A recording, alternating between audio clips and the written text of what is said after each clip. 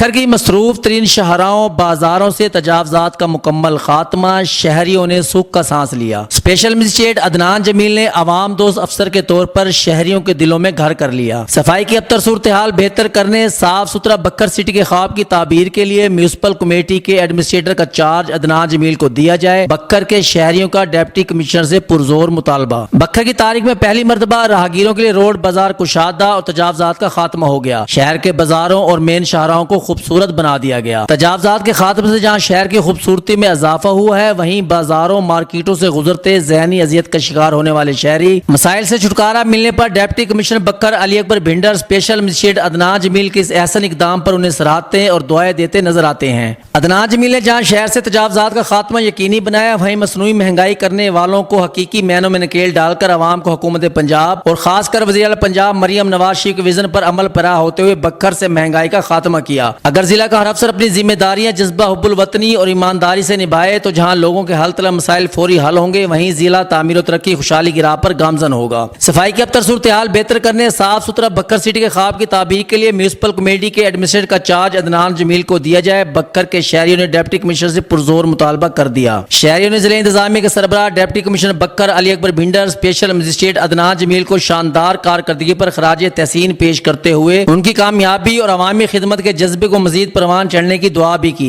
ऐसे अफसर हकीकी मानों में मुल्क और कौम का सरमाया होते हैं।